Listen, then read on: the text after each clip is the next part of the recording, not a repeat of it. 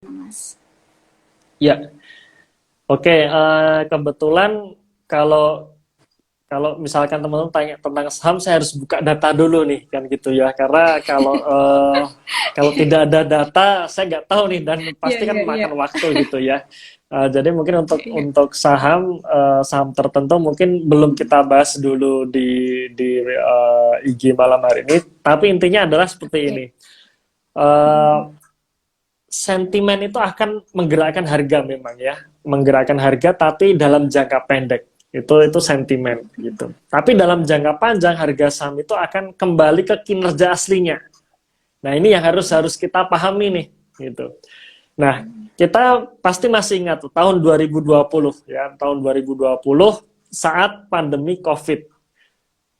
Vaksin belum ada saat itu. Dan Pak Menteri BUMN Pak Erick Thohir itu istilahnya menyuruh gitu ya, menyuruh atau mendelegasikan untuk meneliti vaksin di emiten INAF dan KF kan itu kan. Kalau nggak salah ya INAF dan KF ya. Jadi emiten tersebut diberi tugas Pak Menteri untuk meneliti vaksin. Nah, di situ harga sahamnya tiba-tiba naik tuh. Udah itu. Naiknya luar biasa, naiknya kenceng banget tanpa didukung oleh fundamental gitu. Akhirnya orang-orang ya pada masuk itu semua membuat harga sahamnya menjadi sangat overvalue.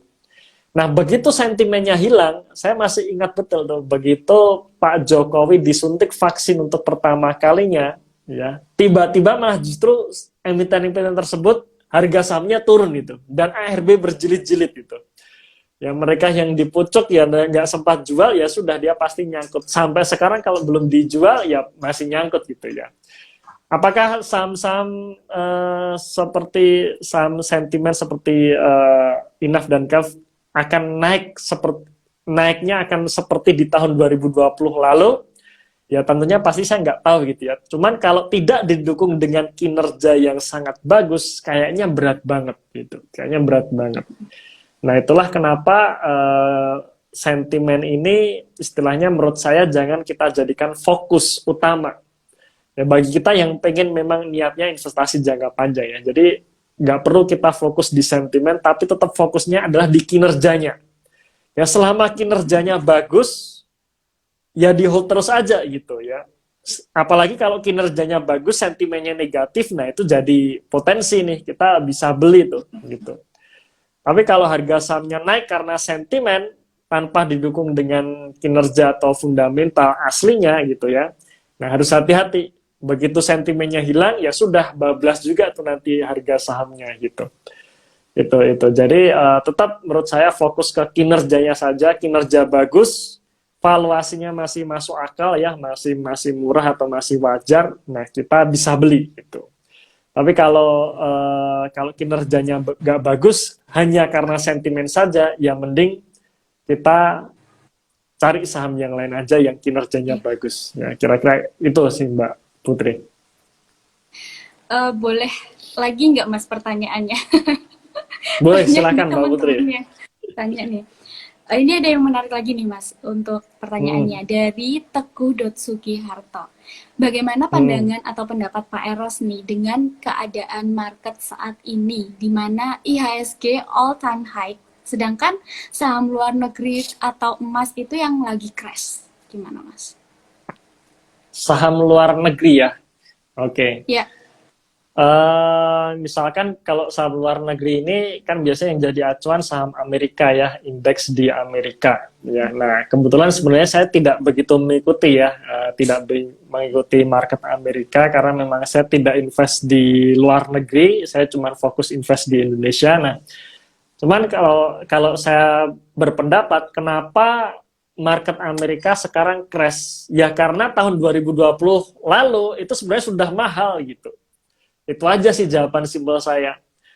Sudah mahal, sudah overvalue, saham-saham naik nggak jelas gitu karena efek ini ya apa namanya efek stimulus dari pemerintah kan gitu.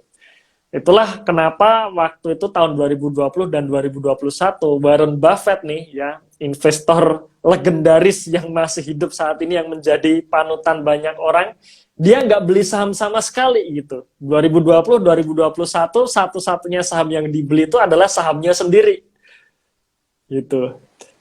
Itu ya, itulah waktu market luar negeri tahun 2020-2021 yang lalu. Nah, masuk tahun 2022 saat marketnya turun, ya menurut saya itu ya karena kemarin udah kemahalan, ini udah masuk ke harga wajarnya aja gitu sih. Nah, makanya di tahun ini Warren Buffett mulai seneng belanja tuh, gitu kan.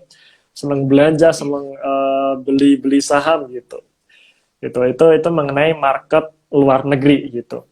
Nah, bagaimana dengan emas itu? Nah, emas ini juga menarik ya. Sekarang harga emas turun, gitu. Nah, kenapa emas itu turun? Padahal kalau kita ngelihat emas ini kan harusnya relate dengan inflasi gitu kan. Kalau inflasi naik, harga emas harusnya naik. Memang betul.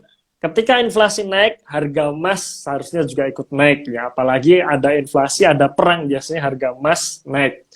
Tapi kenapa emas sekarang turun? Nah, emas ini musuhnya adalah suku bunga. Ketika suku bunga, terutama suku bunga Amerika, dia agresif naik, harga emas biasanya turun. Itu sentimennya seperti itu. Orang-orang tetap senang untuk megang dolar daripada beli emas. Nah, terus apakah nanti akan naik lagi? Kalau saya sih, saya optimis harga emas dalam jangka panjang itu pasti akan naik. Kenapa? Karena kenaikan suku bunga biasanya tetap lebih rendah daripada kenaikan inflasi. Ya, jadi misalkan inflasi Amerika sekarang di 8,5 kalau nggak salahnya 8,5%, suku bunga Amerika harusnya nggak nyampe 8% gitu. Ya, nggak nyampe. Sekarang kan masih di kisaran 2,5% kan. Ya, paling-paling mungkin 3-4% mungkin ya. Mungkin seperti itu. Nah, berarti inflasinya masih lebih tinggi. Nah, ketika nanti suku bunga Amerika mulai tidak agresif lagi untuk naik, nah di situ biasanya harga emas itu akan naik. Itu pandangan saya mengenai harga emas. Nah, berarti apakah kita masuknya nanti nunggu harga emas naik? Ya, kalau menurut saya justru sekarang mumpung harga emas turun, bagi kita kolektor emas ya kita beli emas nih kan gitu. Jangan beli emas saat harga emas naik kan gitu kan. Karena emas dalam jangka panjang itu kan selalu naik ya. Berarti pas sekarang turun, kita beli emas gitu. Atau kita beli saham produsen emas. Nah, itu juga menarik juga tuh. Saham produsen emas sekarang lagi terkena sentimen negatif. Ya bagus sih, berarti kita mulai akumulasi yang nanti harapannya ketika harga emas naik dibarengi dengan kenaikan kinerjanya, di situ harga sahamnya juga akan ikut naik, biasanya akan seperti itu gitu ya. Ya. Ini ada pertanyaan lagi nih Mas. Seberapa optimis nih Mas Eros di window dressing tahun ini? Kan mengingat saat ini market global dalam keadaan buruk atau resesi. Oke, seberapa optimis dengan window dressing pada tahun ini? Saya termasuk yang optimis gitu. Kenapa? Karena Indonesia ternyata tuh gitu kan. Di saat Amerika resesi, China resesi, ternyata pertumbuhan ekonomi Indonesia ini tetap bagus. Itu yang saya optimis. Ya. Sorry. Nah, terus kita breakdown lagi nih, sebenarnya yang mensupport pertumbuhan ekonomi kita ini apa? Nah, kalau kita bicara mengenai pertumbuhan ekonomi ini kan didukung oleh 4 hal. Kalau kita bicara mengenai makroekonomi kan ya, konsumsi, kemudian investasi, kemudian belanja pemerintah dan ekspor impor gitu. Nah, yang pertama yang turun ya, saya cerita yang turun dulu. Ternyata dari pertumbuhan ekonomi kita saat ini yang masih positif ini, yang turun ternyata investasi. Nah, investasi itu apa? Investasi itu kan capex perusahaan. Ya, perusahaan dia belanja modal seperti itu kan masuk kategori investasi. Ternyata turun nih. Nah, berarti sisi capex ini turun. Kemudian yang kedua, belanja pemerintah juga turun. Ya jelas karena pemerintah ternyata anggarannya buat subsidi semua gitu kan, buat subsidinya besar gitu. Nah, makanya mau belanja apa lagi kan gitu kan. Nah, makanya ini turun. Nah, yang naik apa? Yang naik ternyata konsumsi. ternyata konsumsi naik tuh. Berarti berita-berita mengenai daya beli masyarakat yang rendah, yang loyo dan sebagainya ternyata bisa dibantahkan dengan data dari BPS ya, bahwa konsumsi masyarakat kita itu tetap naik loh itu. Itu yang pertama. Kemudian yang kedua dari sisi ekspor, ekspornya naik. Nah, negara kita ini eksportir apa sih? Eksportir komoditas gitu kan. Nah, berarti dua sektor ini, sektor apa namanya, konsumsi ya, konsumsi dan juga ekspor ini bagus nih. Nah, gitu. Nah, itu kita juga disitulah saya optimis gitu. Gitu. Jadi saya optimis karena memang apa namanya, pertumbuhan ekonomi kita ini bagus dibandingkan negara-negara yang lain ya. Amerika resesi, China juga resesi, seperti itu.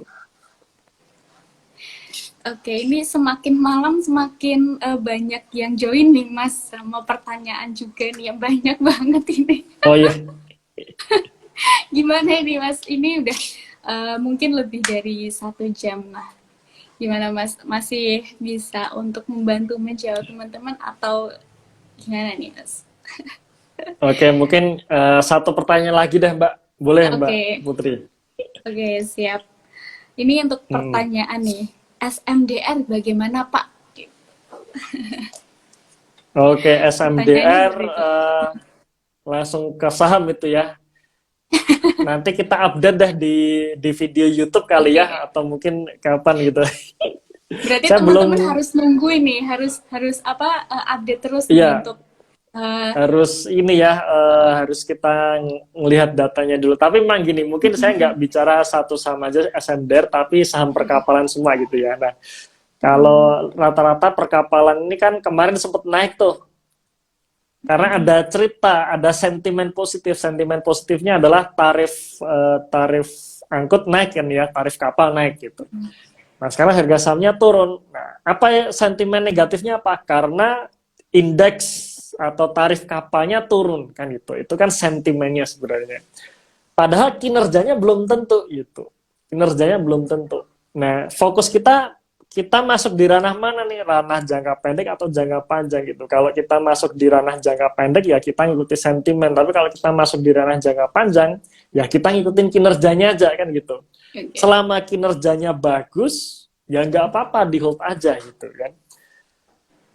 Indeksnya turun, tarifnya turun, belum tentu kinerjanya jelek kok gitu kan. Kalau misalkan customernya masih banyak, kemudian apa namanya, pembayaran masih lancar dan pembayaran masih lancar dan sebagainya, itu menurut saya sih nggak masalah gitu ya. Yang penting kinerja. Nanti biasanya kalau ternyata kinerja dari saham-saham ini tetap terus kuat di saat sentimen itu negatif, lama-lama sentimennya akan berubah tuh jadi sentimen positif gitu. Itu pengalaman saya gitu ya, pengalaman saya. Ya walaupun sentimennya negatif, kinerjanya bagus, lama-lama akan berubah sendiri jadi sentimen positif dan di situ biasanya harga sahamnya naik. Nah justru yang kita cari sebenarnya seperti itu tuh. Kinerjanya bagus, sentimennya negatif, itu yang kita cari. Oke. Ya Oke, mungkin bisa siap menjawab Mas. itu ya pertanyaannya ya Ya, tadi. semoga bisa menjawab pertanyaan dari teman-teman ya. Ini mungkin Iya, untuk waktunya juga udah lumayan panjang ini Mas. Kita tadi diskusi sama teman-teman, banyak sekali yang join malam hari ini. iya. Semakin Ya, malam banyak makin yang malam makin rame ya Mbak ya. iya, makin ramai. Sebenarnya ini banyak sekali nih Mas pertanyaan-pertanyaan yang diutarakan sama teman-teman. Mungkin untuk di lain kesempatan kali ya Mas, untuk live di kesempatan lagi, mungkin teman-teman bisa pertanyaan yang banyak nih untuk Mas Eros nantinya untuk live.